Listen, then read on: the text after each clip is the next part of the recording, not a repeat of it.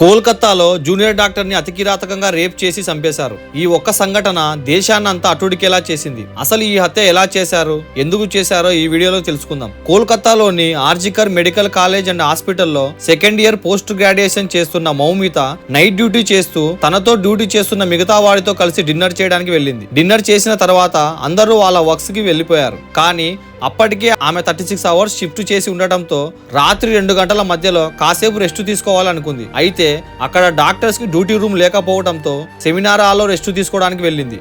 అంతే, ఇంకా తర్వాత ఆమె తిరిగి రాని లోకాలకు వెళ్లిపోయింది. ఉదయాన్నే యథావిధిగా డ్యూటీకి వచ్చిన హాస్పిటల్ స్టాఫ్ ఒళ్లంతా గాయాలతో రక్తపు మడుగులో ప్రాణాలు లేకుండా ఉన్న మౌమితను చూసి షాక్ అయ్యారు. ఈ విషయాన్ని వెంటనే హాస్పిటల్ అఫీషియల్స్ పోలీసులకు సమాచారం ఇచ్చారు. పోలీసులు వచ్చి ఇన్వెస్టిగేషన్ స్టార్ట్ చేసి ఉదయం 11 గంటలకు మౌమిత తల్లిదండ్రులకు ఫోన్ చేసి మీ అమ్మాయి సూసైడ్ చేసుకుంది అని తెలియజేశారు. గుండె ఆవేదనతో వచ్చిన మౌమిత తల్లిదండ్రులు మౌమిత డెడ్ బాడీ దగ్గరికి వెళ్తుండగా పోలీసులు అడ్డుకొని ఫోటో తీసుకోవడానికి పర్మిషన్ ఇచ్చారు. అయితే మౌమిత చేతుల మీద గాయాలు, ఆమె కళ్ళ నుండి రక్తము, అంతేకాకుండా బాడీ ప్రైవేట్ పార్ట్ల దగ్గర నుండి బ్లడ్ వస్తుండటంతో మౌమిత తల్లిదండ్రులకు అనుమానం మొదలైంది. పోస్ట్ మార్టం రిపోర్ట్స్ చూస్తే మౌమితని గొంతు నిలిమి చంపినట్లు, తన 2 కాళ్లను ఎవరో 90 డిగ్రీస్ విరిచేశారని, హత్య జరిగిన ప్లేస్ లో ఒక బ్లూటూత్ పడి ఉన్నట్లు బయటపడింది. ఒక వ్యక్తి మౌమిత పడుకున్న సెమినార్ క్లాస్ రూమ్ వైపు వెళ్లాడని సీసీ ఫుటేజ్ లో బయటపడింది. ఈ హత్య వెనుక ఎవరున్నారు అనేది పార్ట్ 2 లో తెలుసుకుందాం.